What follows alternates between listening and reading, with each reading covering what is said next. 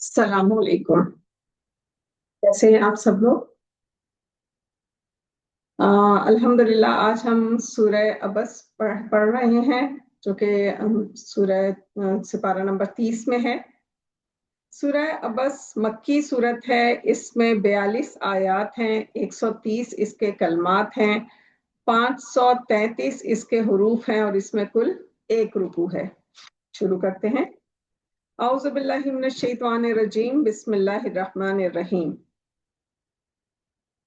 محمد مصطفیٰ صلی اللہ علیہ وآلہ وسلم تو شروع ہوئے اور منہ پھیر لیا، یہ کہ ان کے پاس ایک نابینا آیا، اور تم کو کیا خبر شاید وہ پاکیزگی حاصل کرتا یا نصیحت قبول کرتا تو یہ نصیحت اس کو مفید ہوتی۔ تو جو شخص دین سے بے پرواہی کرتا ہے تو تم اس کے فکر میں تو پڑ جاتے ہو، حالانکہ تم پر کوئی الزام نہیں کہ وہ نادرست ہو۔ اور جو تمہارے پاس دوڑتا ہوا آیا اور وہ اللہ سے ڈرتا بھی ہے تو آپ اس سے بے رخی کرتے ہیں، ہرگز ایسا نہ کیجیے۔ قرآن تو محض ایک نصیحت ہے، لہٰذا جو چاہے اس کو قبول کرے۔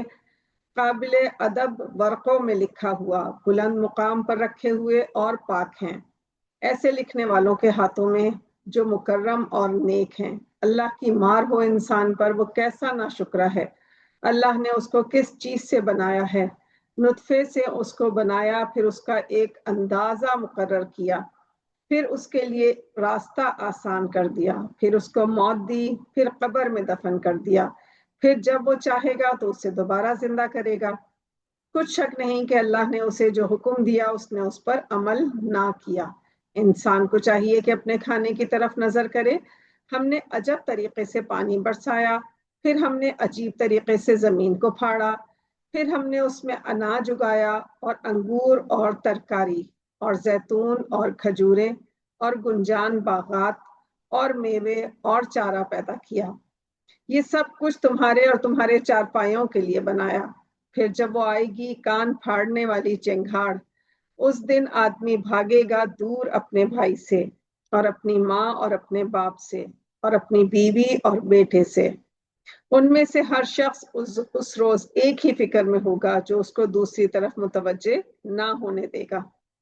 اس روز بہت سے چہرے چمک رہے ہوں گے، سبحان اللہ، ہنستے خوشیاں مناتے انشاءاللہ، اور بہت سے چہرے ہوں گے جن پر گرد ہی گرد نظر آئے گی، ان پر سیاہی چڑھ رہی ہوگی، یہی لوگ کافر اور بدکار ہوں گے۔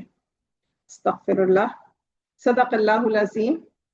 الحمدللہ یہاں ہماری سورہ عبس بھی مکمل ہوئی۔ اللہ تعالی ہمیں صحیح قرآن پڑھنے، سمجھنے اور اس پر عمل کی توفیق عطا فرمائے، آمین یا رب العالمین۔